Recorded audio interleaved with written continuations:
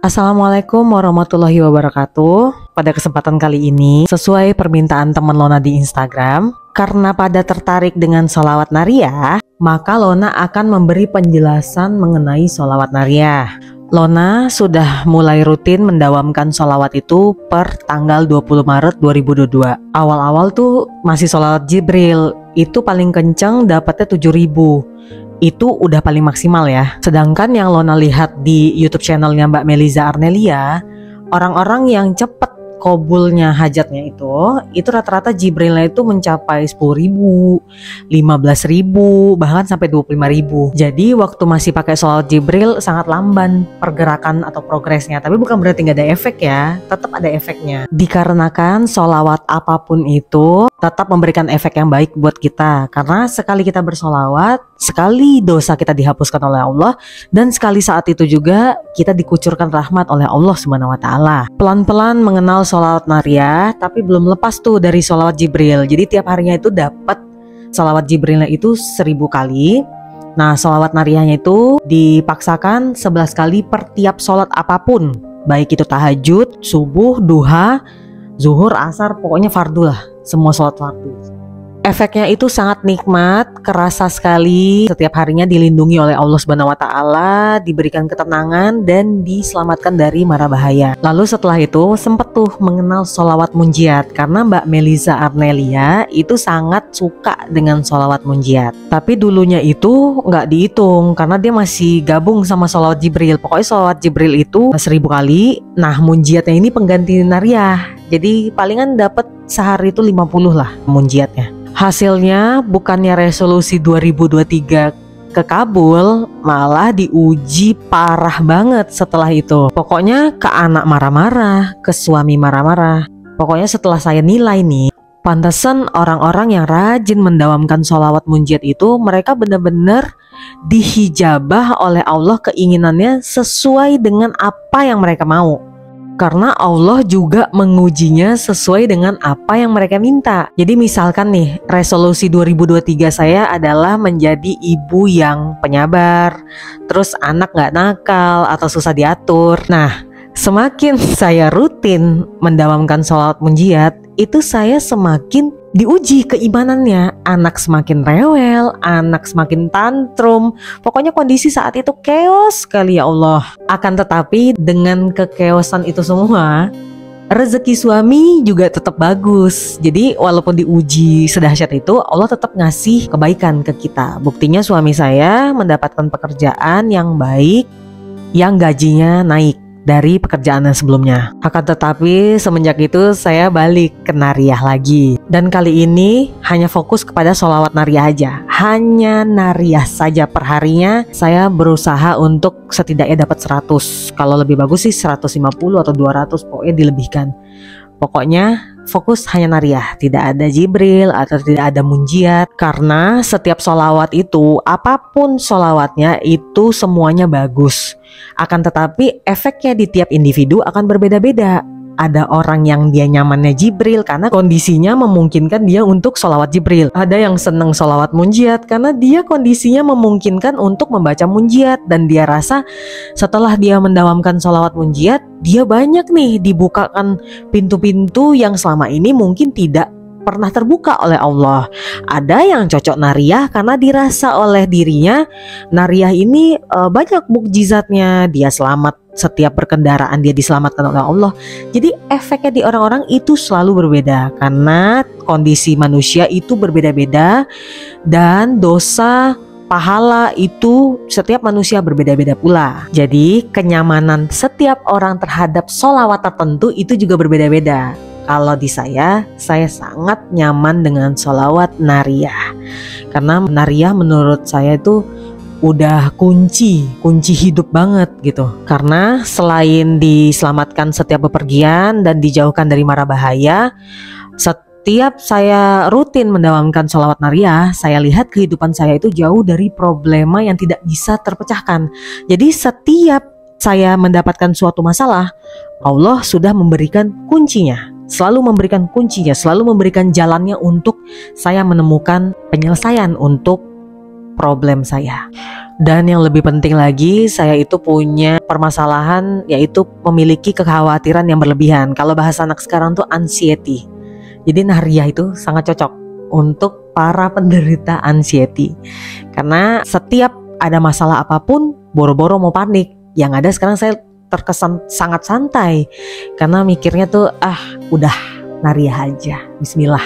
Nariah akan lebih terasa efeknya jika dibarengin dengan tahajud, duha, sedekah subuh, rutin ngaji Al-Waqiah, Yasin Ar-Rahman, dan rajin berpuasa Senin Kamis. Dengan gitu kita gak akan ada waktu lagi untuk iri sama hidup orang lain, karena hidup kita udah aman dengan Nariah tadi. Terus satu lagi, buat kalian yang permasalahan hidupnya tuh gak jauh-jauh soal uang, coba deh rutinin membaca sholawat Nariah.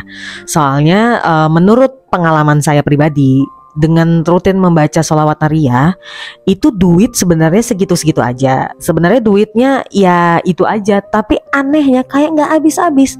Padahal pengeluaran tiap hari, tiap minggu, bahkan tiap bulan itu sama dengan sebelum mendawamkan sholawat Nariah. Akan tetapi dengan Nariah ini kayak duit itu seperti tidak diizinkan Allah untuk habis. Diberikan kekayaan yang melimpah ruah, sultan banget sih enggak ya. Akan tetapi dimudahkan dalam soal uang, dan sepertinya duit itu tidak habis-habis. Padahal sumber uangnya, bahkan penggunaan uangnya tetap sama. Akan tetapi anehnya duit itu seperti ada terus, seperti mata air yang terus menghasilkan air. Masya Allah. Suami saya itu juga suka dengan sholawat Nariah. 2 tahun belakangan yang pas pandemi itu masa kehancuran bagi kami, karena suami sempat di PHK, sempat kerja di beberapa tempat tapi tidak cocok gitu. Pokoknya sulit sekali mendapatkan pekerjaan saat itu. Diuji habis-habisan, dari yang keadaannya stabil tiba-tiba jatuh drop. Semenjak ia rajin mendawamkan sholawat Nariah, itu yang namanya karirnya itu perlahan-lahan bangkit. Bahkan saat ini posisinya jauh lebih bagus gajinya dibandingkan sebelum 2 tahun yang kehancuran itu. Nah, suami pernah cerita, suami itu pernah sholat Jumat di masjid dekat kantornya, di mana pengisi ceramah pada saat sholat Jumat itu adalah pemilik atau pengurus masjid tersebut. Beliau bercerita bahwa anaknya itu sulit hamil, dan setelah berhasil hamil, ketika usia kandungannya itu tua, anak tersebut kondisi kandungannya ada masalah lah. Tapi berkat ia rutin mendawamkan sholawat Nariah, alhamdulillah kelahirannya lancar, yang sangat tidak masuk akal logika dan prediksi dokter. Kelahirannya lancar, bahkan anaknya dan ibunya alhamdulillah sehat walafiat. Mari kita mengenal sholawat Nariah lebih lanjut. Dikutip dari buku Rahasia Dahsyat Sholawat Keajaiban Lafaz Rasulullah SAW, sholawat Nariah diciptakan oleh Syekh Nariah. Beliau hidup di zaman Nabi Muhammad SAW, bahkan beliau termasuk salah satu sahabat Nabi Muhammad SAW. Syekh Nariah banyak menekuni bidang ketauhidan. Dia melihat kerja keras Nabi Muhammad SAW dalam menyampaikan wahyu Allah Subhanahu wa Ta'ala, mengajarkan tentang Islam, amal soleh, dan akhlakul karimah. Suatu malam Syekh Nariah membaca sholawat kepada Nabi Muhammad SAW sebanyak 4.444 kali.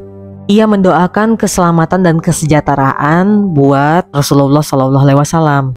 Setelah membaca sholawat Nariah itu tadi, Allah memberikan karomah kepadanya.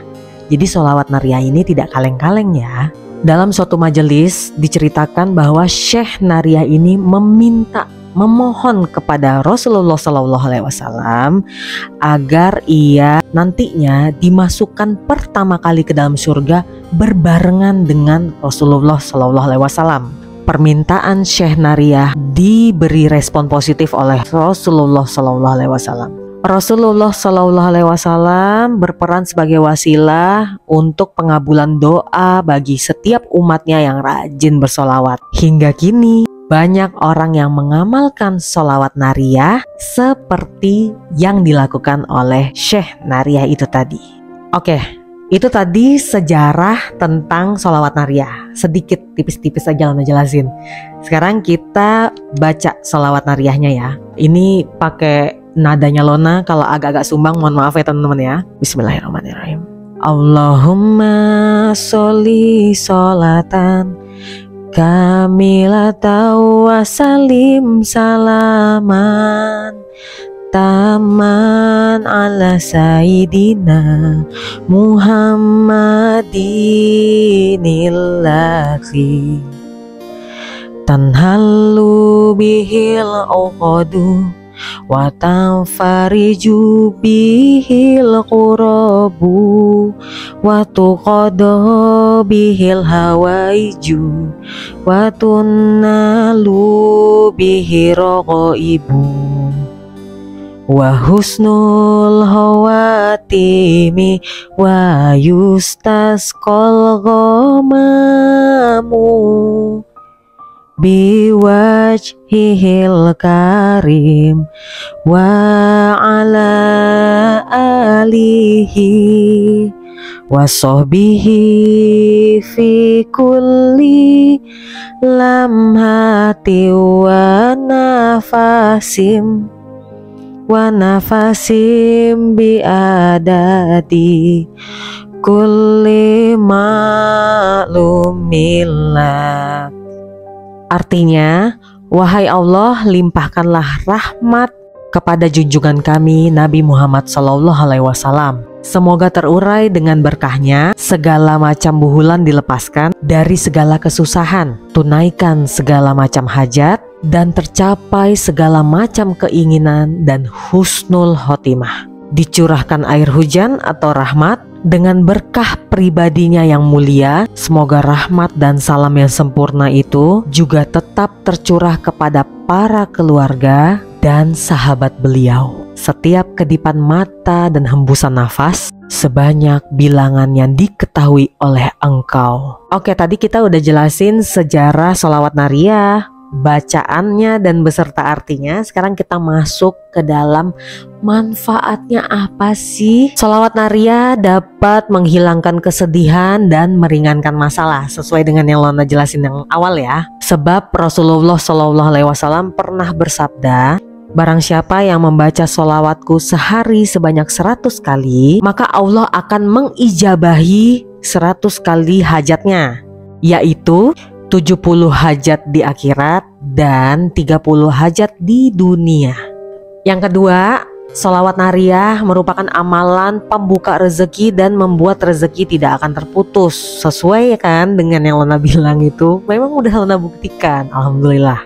Yang ketiga, diberikan kemudahan dalam segala macam urusan. Yang tadi sesuai lagi kan dengan yang Lona katakan, bahwa entah kenapa setiap membaca sholawat nariyah ini, setiap Lona mendapatkan problema, karena kita kan hidup tidak pernah lepas dari permasalahan, kan itu ujian pasti selalu ada kan dari Allah Subhanahu wa Ta'ala. Nah, alhamdulillah anehnya itu terpecahkan. Alhamdulillah ya Allah. Yang keempat, sesuai dengan kisah Syekh Nariyah tadi, segala macam hajat dikabulkan. Nah, itu juga udah terjadi di Lona. Lona gak pernah mengkotak-kotakan sholawat ya. Sholawat apapun itu bagus, balik lagi ya. Tapi anehnya resolusi 2023 yang sudah Lona tulis, karena Lona kan juga menerapkan LOA ya. Nah, teman-teman bisa cari deh tuh di YouTube. Banyak juga youtuber yang mengangkat tentang LOA. Anehnya resolusi 2023 Lona itu Lona barengin dengan sholawat munjiat kan. Kok malah keos? Nah, berarti Lona mungkin tidak cocok.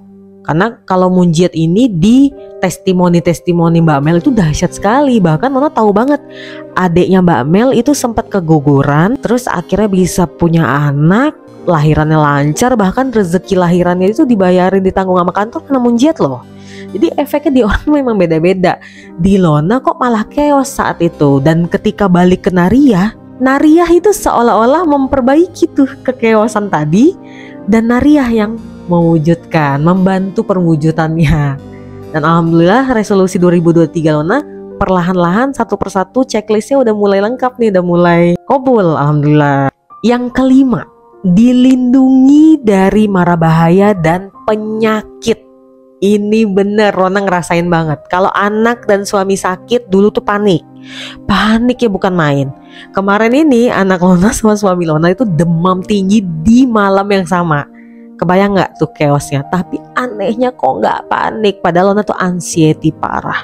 Itu sampai suami Lona tuh bilang, kamu kok nggak panik ya? Dan alhamdulillah tuh besoknya dua-duanya enakan, makan udah mulai enak dan perlahan-lahan sembuh. Karena Lona bacain tiap hari nggak putus-putus itu sholawat nariyah. Oke teman-teman semua, segitu aja penjelasan Lona mengenai nariyah. Pokoknya sholawat apapun itu bagus. Allah itu suka orang yang bersolawat. Sesuai yang dikatakan di dalam Al-Quran surah Al-Azab ayat 56. Di situ dikatakan sesungguhnya Allah dan para malaikat bersolawat kepada Nabi. Wahai orang-orang yang beriman, bersolawatlah kamu kepada Nabi dan ucapkanlah salam dengan penuh penghormatan kepadanya. Jadi Al-Quran aja itu udah memberi petunjuk loh. Al-Quran itu kan petunjuk ya teman-teman ya. Al-Quran sudah memberi petunjuk bahwa Allah menyuruh umatnya untuk bersolawat. Terus ada tiba-tiba orang yang gak mau solawat, itu sombongnya bukan main. Padahal Allah sama malaikat aja bersolawat kepada Nabi. Masa kita enggak? Jadi teman-teman gak usah ragu lagi mengenai solawat, karena sudah ada sumbernya di Al-Quran. Terus kalau soal solawat nariyah, seperti yang Nana jelaskan tadi, ada di buku M. Kamaluddin ya teman-teman ya.